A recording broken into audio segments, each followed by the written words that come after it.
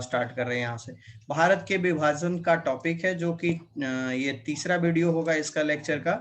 और तीसरा लेक्चर में हम तुम्हें ये बताना चाह रहे हैं कि यहाँ 1947 में जो है एक विभाजन हुआ बड़े पैमाने पर। एक जगह की आबादी जो थी दूसरी जगह पे जाने को मजबूर हो गए, है ना। एक जगह की आबादी जो थी वो दूसरी जगह पे जाने को क्या हो गए, मजबूर हो गए। इसका कारण सिर्फ इतना है कि अब जो है वो भारत एक भाग में नहीं रहा। भारत के क्या थे, दो बेटे थे। मैंने पहले बताया कि भारत के दो बेटे थे। एक भारत के दो बेटे हुए, और हाँ, भारत का एक का नाम हिंदुस्तान रखा गया और दूसरे का नाम पाकिस्तान रखा गया। और भारत की अब जो संपत्ति थी, जो प्रॉपर्टी थी, ये भारत के, यानी कि भारत अब क्या है, भारत एक प्रकार से इसका यहाँ पे फादर का रोल निभा रहा है। और उसके दो संतान हुए, जिसका एक का नाम हिंदुस्तान रखा गया और एक का नाम पाकिस्तान रखा गया। ठीक है। अब यहाँ पे अगर इस तरीके से समझे कि भारत की जो भी प्रॉपर्टी थी उसको बराबर रूप से पार्टीशन किया जाएगा, दोनों को अलग अलग कर दिया जाएगा। तो ये कब की घटना है, 1947 की घटना है, जो एक बहुत बड़े लेवल पे one of the largest most unplanned and target and transfer of population that human history has known. मतलब ये अब तक का सबसे बहुत ही बड़ा पैमाने पे एक बहुत बड़ी आबादी जो थी एक स्थान से दूसरी जगह जो है स्थानांतरित करने को थी। और आकस्मिक, यानी कि ये जो था अनप्लान्ड था, मतलब पहले से पता नहीं था किसी को, अनियोजित था। और ये त्रासदी से भाई भरा हुआ, जैसा कि हम तुम्हें पहले भी इसके बारे में बता चुके हैं। मानव इतिहास के अब तक ज्ञात सबसे बड़े स्थानांतरों में से ये एक रहा। मतलब उस समय के हिसाब से अगर देखा जाए, अभी तक की बात अगर की जाए, तो भी हमारा उस समय से लेके अभी तक में कोई भी स्थानांतरण जो है अभी तक इतने बड़े आबादी में नहीं हुई थी। कि भाई जिसका घर यहाँ पे बना हुआ है, जिसका ऑलरेडी पूरा पूर्वज यहाँ पे बिता चुके हैं, अब इस जगह को छोड़कर, यानी कि ये हिंदुस्तान को छोड़कर, इंडिया को छोड़कर अब ये जो है वो पाकिस्तान में जाएंगे। तो जाहिर सी बात है एक बहुत बड़ी आबादी था, और यहाँ के लोग दूसरे समुदाय के लोगों को बेरहमी से मारा भी। यहाँ तक कि जाने के क्रम में मैंने पहले बताया कि एक मूवी हमने तुम्हें बताया हॉकी, मेजर ध्यानचंद वाला, जो देखने के लिए मैंने बताया था इसी में, क्योंकि लोग वहाँ वो एक हाँ अनटोल्ड ये सब कौन सा सर भारत है, और एक हाँ, और एक गदर भी फिल्म है इनका, सनी देओल का शायद है। तो उस मूवी में आपको जो है ये दिखाया गया है कि रातों रात जो है बहुत अचानक जबरदस्त लड़ाई होती है और बहुत बड़ी हिंसा, जो मतलब एक शांति का जो माहौल था वो बहुत बड़ी हिंसा की जो है शिकार हो जाते हैं। वहाँ के सांप्रदायिक लोग जो है, जहाँ पे अगल बगल में लोग रहा करते थे, वो सांप्रदायिक अखाड़े में तब्दील हो गया। जिन इलाकों में हिंदू ज्यादा थे अथवा सिख की आबादी थी, उन इलाकों में मुस्लिम ने जान छोड़ दिया। और ठीक इसी तरह जहाँ पे मुस्लिम बहुल आबादी थी, उस इलाकों से हिंदू और सिख भी नहीं गुजरते थे। मतलब एक दूसरे से क्या हो गया, पूरी तरीके से यहाँ पे धर्मवाद हो चुका था और जबरदस्त युद्ध जो है बड़े स्तर पर हुआ। चूंकि तुम्हें मैंने बता दिया कि ये जो बंटवारा हुई थी, जैसा कि हम तुम्हें पहले भी बताए कि बंटवारा जो हुआ था वो पूरी तरीके से किस पे बेसिस था, धर्म पे बेसिस था, है ना। ये बंटवारा जो था वो हिंदू और मुस्लिम और सिख ईसाई ऐसे करके हम लोग बंटवारा किया था। हिंदू और मुस्लिम पे बेसिस पे, ये जो है हिंदू वर्सेस मुस्लिम के बेसिस पे बंटवारा हुआ था हमारा।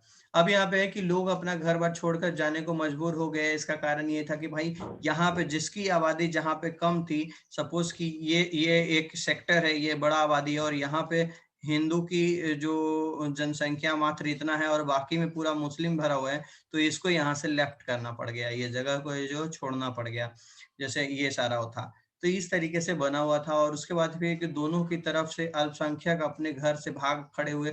मैंने पहले बोला अल्पसंख्यक किसको कहते हैं, पहले शब्द में समझो कि अल्पसंख्यक किसको कहते हैं। तो अल्पसंख्यक उसे कहते हैं जहां पे जिसकी बहुलता जनसंख्या के मामले में कम होती हो, उसको हम लोग अल्पसंख्यक बोलेंगे। ठीक है। अल्पसंख्यक को हम लोग इंग्लिश में क्या बोलते हैं, कोई बोलेगा? अल्पसंख्यक मेजोरिटीज, है ना। Majority both side the majority and minority. ठीक है, माइनॉरिटी बोलते हैं ना, मेजोरिटी नहीं, माइनॉरिटी। ठीक है, माइनॉरिटी ही बोल रहे हैं। अच्छा ठीक है, हम ही गलती समझे। मेजॉरिटी नहीं, माइनॉरिटी। अब आगे बताते हैं। अब जहाँ पे शरणार्थी सिविल में पनाह लेना पड़ गया, क्योंकि एक बड़े अवस्थी जिसका अपना घर था, आज के डेट में अब ऐसा समय हो गया कि अब उन लोगों के पास जो है अब घर नहीं है, उनको कहाँ रहना पड़ रहा है, उन लोगों को रहना पड़ रहा है शरणार्थी शिविर में रहना पड़ रहा है पनाह लेने के लिए। कल तक जो लोग अपना अपना जो है वतन हुआ करता था, वहीं पुलिस अथवा स्थानीय प्रशासन अब इन लोगों के साथ रुखाई का बर्ताव कर रहा था। लोगों को सीमा के दूसरी तरफ जाना पड़ रहा, और ऐसा उन्हें हर हाल में करना था। अगर ऐसा नहीं करेंगे तो उनका घर परिवार, पता नहीं, उनका पूरा सब कुछ तबाह हो जाएगा, कोई बचेगा ही नहीं उनके साथ उनको जीने वाला। तो इस तरीके से ये हो चुका था। और मैंने एक चीज और यहाँ पे आप लोगों को बताए थे कि जम्मू कश्मीर वाला घटना हम आपको पहले से इस बारे में बता चुके हैं कि जम्मू कश्मीर में किस तरीके से धार्मिक अंतर किया गया था और किस तरीके से बदलाव हुआ था। ये सब जो था बिल्कुल साक्षात और नियरली एग्जाम्पल है जिसको कि ले सकते हो कि जम्मू कश्मीर से जो है पंडितों को किस तरीके से भगाया गया था। अब यहाँ पे हम लोग ये समझ ले कि अक्सर लोगों ने पैदल चलकर, या जो दूरी थी कि मतलब एक लंबा डिस्टेंस को, उसमें गाड़ी घोड़ा थोड़ी ना सरकार दिया था। एक देखो थे गदर मूवी में दिखाया था, एक ट्रेन था, मात्र एक ट्रेन पे लाखों लोग जो है लद कर जैसे तैसे जो है पाकिस्तान भागे थे, है ना, उसमें दिखाई दिया, देखियो तुम लोग। उन्हें जबरन जो है अब यहाँ पे यह था कि जो लोग कम थे उन लोगों को क्या करना पड़ा था। अभी देखो पाकिस्तान में क्या चल रहा है, पाकिस्तान में अभी जो हम लोग पढ़ने वाले हैं, अगला लाइन जो पढ़ेंगे वो सेम अभी भी घटना पाकिस्तान में हो रही है। वो क्या है कि अक्सर जिन लोगों को पैदल तय करना पड़ता था और दूरी तय की, सीमा के दोनों ओर हजारों की तादाद में औरतों को अगवा कर लिया गया। ये पाकिस्तान में अभी भी चल रहा है, लेकिन ये हिंदू औरतों को अगवा किया जाता है यहाँ पे। मतलब किस लिए भाई, तो उनसे जबरदस्ती शादी कर लेता है, उसको अपना धर्म मनवा देता है, और जो नहीं मानता उसको मार देता है, जिसको नहीं मारता उसको धमकी दे देता है, किसी भी तरीके से उसको जो है उसके घर की बहू बेटियों को मार डाला। बहुत से बच्चे अपने माँ बाप से बिछड़ गए। लोग अब जो लोग सीमा पार करने में किसी तरह सफल रहे, उन्होंने पाया कि अब वे बेठिकाना हो गए। जिसने भी, अब एक बाउंड्री यहाँ पे थी, एक बाउंड्री यहाँ पे था कि भाई ये जो है ये बॉर्डर है पूरा तरीके से, और ये बॉर्डर जो है वो भारत का बॉर्डर है। किसका बॉर्डर है? भारत का बॉर्डर है। और यहाँ पे एक बॉर्डर है जो पाकिस्तान का बॉर्डर है। ऐसी तरीके से बॉर्डर बना हुआ है। अब इन दोनों के बीच में एक लाइन है, एक जिसको हम लोग बॉर्डर बोलते हैं, इसी को बॉर्डर बोलेंगे। अब ये लोगों की जो सीमा रेखा है यहाँ तक है, और जिसने भी इसे पार कर दिया, जब देखो जिसका घर हुआ क्या, जिसका घर इधर था, अब ये लोग जो थे, अब इन लोगों के आबादी देखा कि भाई मेरा यहाँ पे कुछ बनेगा नहीं, सब लोग भाग गया, हमको मार के, अगर हम नहीं भागते हैं तो हमें मार देगा, हमारा धन संपत्ति जो है ले लेगा। तो उसने क्या किया भाई कि ये लोग जो थे बॉर्डर पार करके इधर आ गए। अब इसका चूंकि यहाँ पे तो इन लोगों का घर बना हुआ था, लेकिन ये लोग इधर हो गए क्या, निआस्था हो गए। निआस्था, इसका कोई आस्था नहीं था इधर भाई। ये लोग इसका कोई ठिकाना नहीं रहा, जो है रहने वाले, अब इनका कोई मतलब दूसरे जगह जाएंगे तो शरणार्थी बन चुके थे, बेआस्था हो चुके थे। इनका कोई किसी पे अब निर्भर नहीं था, वो खुद से किसी पे शिविर में रह के अपना जिंदगी काटना उनकी मजबूरी बन गई थी। भारत और पाकिस्तान के लेखक और कवि, फिल्म निर्माताओं ने अपने उपन्यास और लघु कथा, कविता और फिल्मों में इस मार काट के नृत्य का जिक्र भी किया है। इसके बारे में हम लोग हमेशा देखते हैं, बहुत सारा मूवी हम लोग देख चुके हैं, ये दिखाया। और गदर तो एक प्रकार से उसी तरीके से कहानी है ना। फिल्मकार का एक एग्जाम्पल है ना कि ये फिल्म गदर जो है इस तरीके से उसमें दिखाया जाता है कि भाई पूरी तरीके से इसी पे लेवल ही है कि वहां पे जाके एक हिंदू, एक सिख जो एक लड़का होता है वो एक मुस्लिम लड़की से शादी कर लेता है, और किस तरीके से उसका घटना के क्या होता है, वो पूरी तरीके से फिल्म में रचनाओं के आधार पर इस तरीके से दिखाया गया है। अब आगे बात करते हैं इसमें क्या कहता है।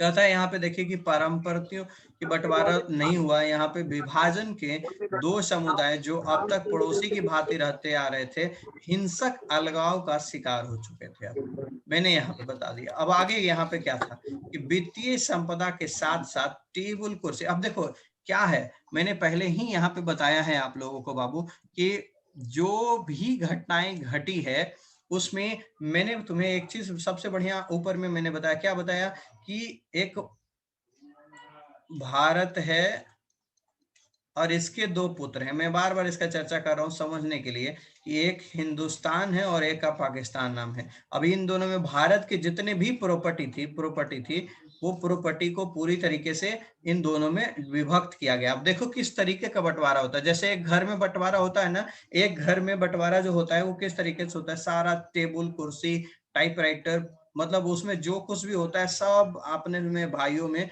आपस में दो भागों में विभक्त कर दिया जाता है। ठीक उसी प्रकार यहाँ तक कि यहाँ पे देखो क्या क्या बंटवारा हो रहा है, टेबल कुर्सी टाइपराइटर पुलिस और वाद्य यंत्रों तक का बंटवारा हुआ था। सरकारी और रेलवे के कर्मचारियों का भी यहाँ पे बंटवारा हो गया।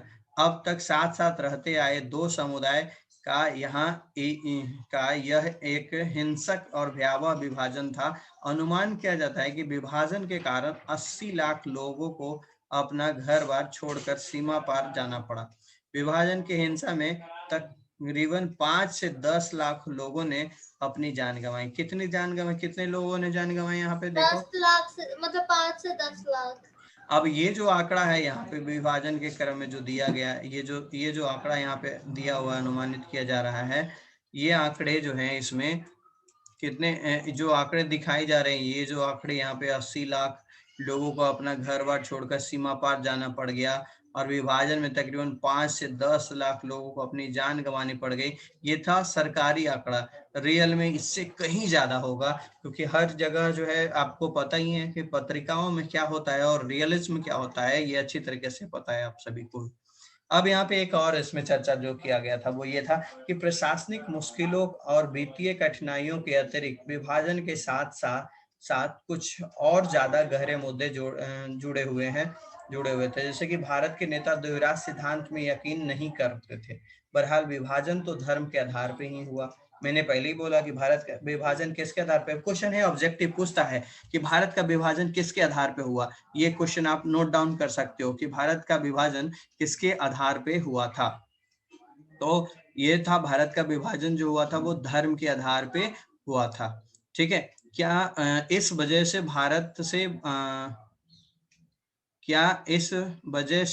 भारत अपने आप एक हिंदू राष्ट्र बन गया? तो विभाजन के दौरान बड़ी संख्या में मुस्लिम आबादी पाकिस्तान चली गई। इसके बावजूद 1951 के वक्त भारत की कुल आबादी में 12% मुसलमान थे। कब? भारत 1951 में भारत में कितने थे टोटल? 12% मुसलमान थे, 12% थे। और आज के डेट में अगर आप मुस्लिमों की संख्या अपने भारत में देखोगे तो इससे कहीं ज्यादा हो सकता है कि ये 20 का भी आंकड़ा पार कर चुका हो।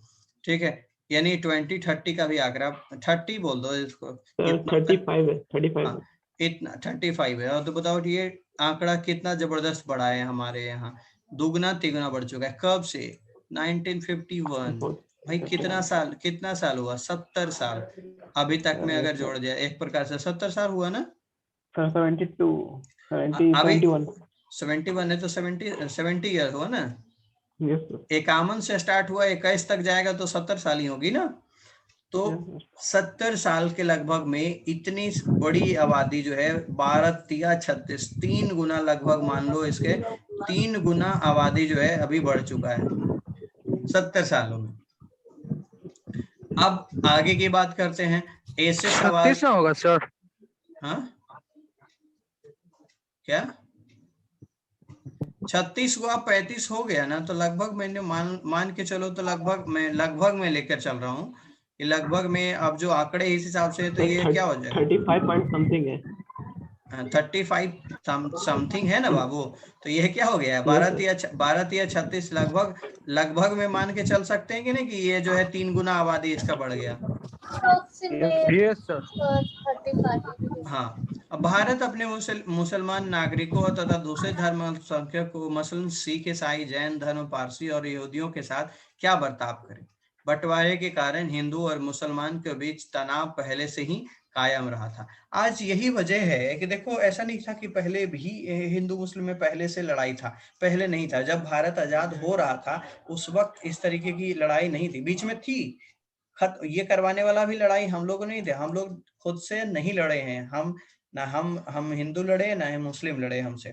लड़ाई लड़वाने वाला जो कौन था, वो अंग्रेज था, जिसने हम दोनों को एक दूसरे के विरुद्ध भड़का दिया, एक दूसरे के धर्मों में शरीक होने से मना करवा दिया, एक दूसरे के धर्मों में शरीक होने से हम लोगों के धर्मों पे आंच आ जाए, इस तरीके से कुछ हम लोग को सीख दे दिया। तो ये उन लोगों की एक सबसे बड़ी घटना थी, जिसके वजह से हम लोग आपस में ही लड़ चुके थे। और जब हम लोग आपस में लड़े, उसके बाद यहाँ पे क्या हो गया घटनाएं कि भाई अब हम लोग बन चुके हैं एक दूसरे के अब दुश्मन। अब इन लोगों को हम लोगों पे शासन करना क्या हो गया, आसान हो गया। अब यहाँ पे आगे देखिए क्या होता है कि जितने भी इसके अलावा हिंदू मुस्लिम में तो लड़ाई हुई ही, इसके अलावा सिख, जैन, बौद्ध, पारसी, यहूदी, ये सभी भी हमारे देश में अभी आसानी से रह रहे हैं। लेकिन हम लोग इन लोगों से कभी लड़े हैं क्या? कभी लड़े हैं क्या? कोई हिंदू मुस्लिम में तो लड़ाई हुई, लेकिन क्या सिख, ईसाई, जैन धर्म, पारसी, ये सब से हमारी लड़ाई हुई? कभी नहीं हुई होगी। मैं इसका रिकॉर्ड जहां तक देखूं नहीं ही दिखाई देगा। और आप लोगों से भी अगर मैं उत्तर प्राप्त करने की कोशिश करूं तो आप लोग भी नो ही बोलोगे, एस नहीं बोल सकते कि सर इन लोगों में लड़ाई। अपवाद होगा अगर एक दो हुई तो। लेकिन हिंदू मुस्लिम की झड़प जो है हर बार, हर फेस्टिवल में, हर दशहरे के समय जो है बहुत ज्यादा मात्रा में कहीं ना कहीं हम लोग देख ही लेते हैं, और अभी भी देखते हैं आगे। अब आगे की चर्चा करते हैं। तो कहता है कि इन संघर्षों के साथ प्रतिस्पर्धा, हालांकि भारत में हमारा कॉन्स्टिट्यूशन में इस तरीके का कोई रीति रिवाज नहीं है कि भारत जो है किसी मुस्लिम व्यक्ति को बराबर का अधिकार नहीं समझता, उन्हें जो दिया गया अधिकार है उनसे कुछ भेदभाव करता है। ऐसा कुछ हमारा कॉन्स्टिट्यूशन में भेदभाव नहीं मेंशन है। हाँ, हम ये भेदभाव कौन कर रहा है? आम जनता जो है, आम जनता का ये भेदभाव है, और वो भी उनके विचार के अकॉर्डिंग। क्योंकि सभी जनता जो है, ऐसा नहीं है कि सभी व्यक्ति एक दूसरे से भेदभाव ही कर रहे होंगे। ऐसा है जैसे हमारे आसपास के इलाके में देख लो, अपना देखो ना, बिहार में ही देखो, महावीर मंदिर है, और एक तुम्हारा बगल में ही मस्जिद है। ये कितनी अच्छे से है कि आज तक कभी कोई झड़प, हिंसा हम लोग नहीं सुनने को मिले। लगभग मैं भी 15-16 साल से पटना में रह रहा हूँ, आज तक हमने कोई ऐसा झड़प नहीं देखा यहाँ पे कि इन दोनों में कोई हल्ला वगैरह हुआ हो, है ना? नहीं, आप लोग सुने होंगे, जितना उम्र हुआ होगा आप लोगों का, तो फिर भी तो जितना हो सके मैंने देखा ये कि ऐसा नहीं कि हर जगह ये झगड़ा ही होते रहता है। कहीं कहीं जो है छुटपुट हिंसाएं की घटना जो है हिंदू मुस्लिम में आपस में भिड़ंत को जो है देख जाता है। मुस्लिम लीग मुसलमानों के लिए एक अलग राष्ट्र की मांग कर रहे थे, जैसा कि हम तुम्हें पहले ही बता चुके हैं कि ये जो पाकिस्तान जो बना है, वो पाकिस्तान की मांग जो है कौन कर रहा था? पाकिस्तान की मांग किसने किया था? मुस्लिम लीग वालों ने, है ना? उसमें उसके नेता कौन थे? मोहम्मद अली जिन्ना। और हमारे यहाँ तो पहले से द्विराष्ट्र सिद्धांत का विरोध चल रहा था, तो कोई भी हम लोग ऐसा नहीं चाहते थे कि भारत में कोई हो। तो बहरहाल भारत की कौमी सरकार के अधिकतर नेता सभी नागरिकों को समान दर्जा देने के हावी थे, और चाहे नागरिक किसी भी धर्म का हो, वे भारत को एक ऐसे राष्ट्र के रूप में नहीं देखना चाहते थे जहां किसी एक धर्म के अनुयायी को दूसरे धर्मावलंबियों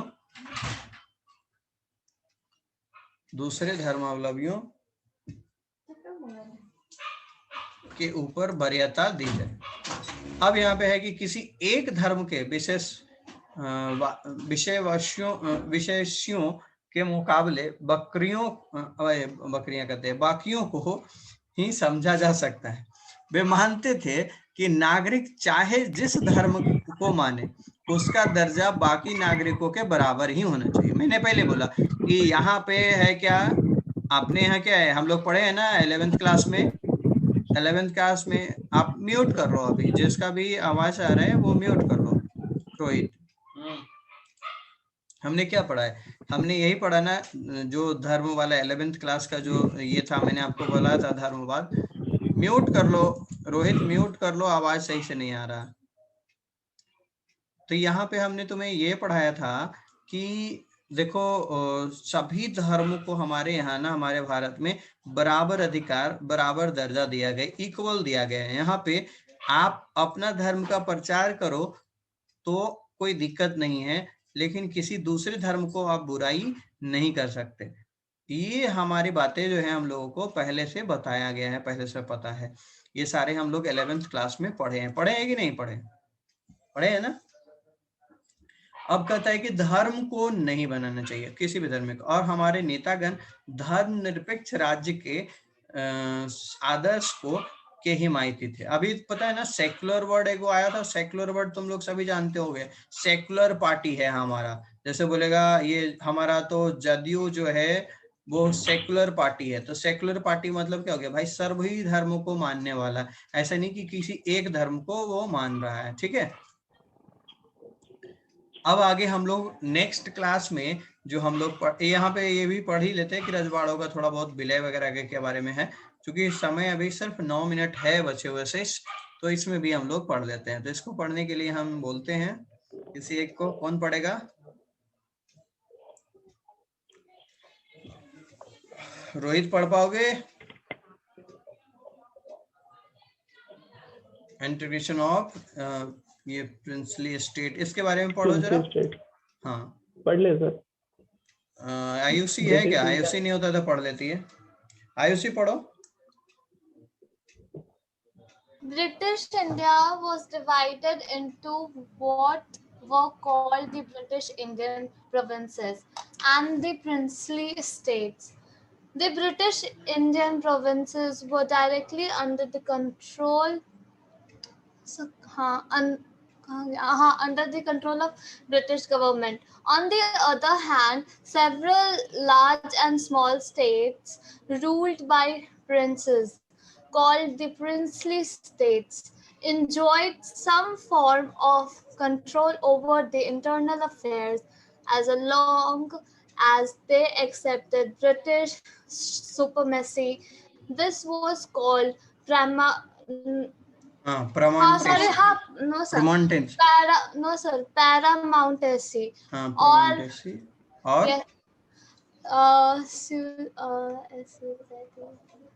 Suzerainty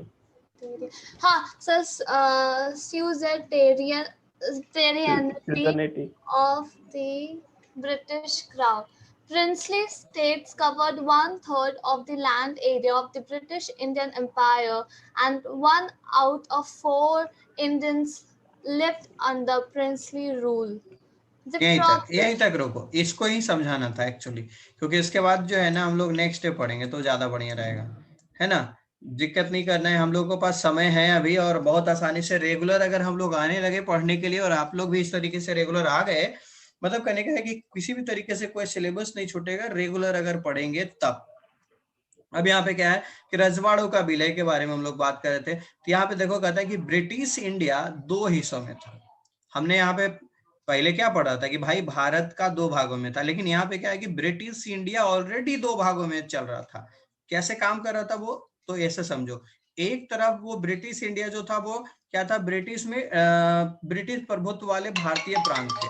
एक तरफ ये था कि वो डायरेक्ट जो है ये चल रहा था, और दूसरे हिस्से में जो था देसी रजवाड़े थे, जो देश के छोटे छोटे रियासत जो थे ना, रियासत समझते हो, रियासत समझते हो ना, तो छोटे छोटे जो रियासत थे वो छोटे बड़े आकार के, उन लोगों के कुछ राज्य थे, और इन्हें रजवाड़ा कहा जाता था।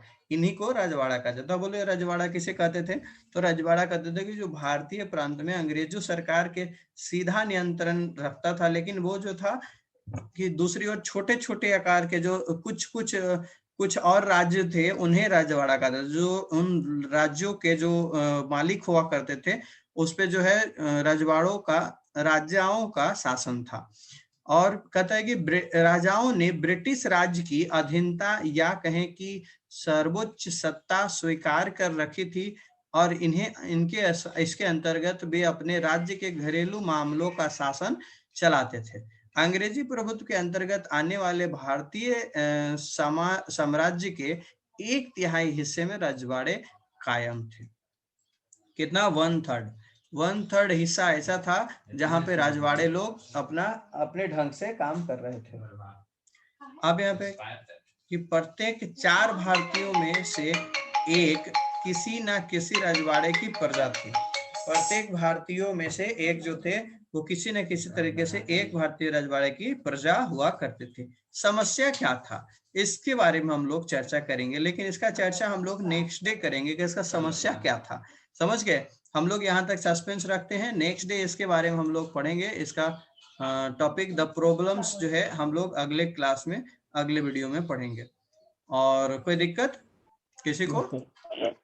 यहाँ तक में कोई डाउट है तो वो पूछ सकता है अपना। नहीं है ना? तो फिर ठीक है, कल हम लोग पढ़ेंगे इसमें।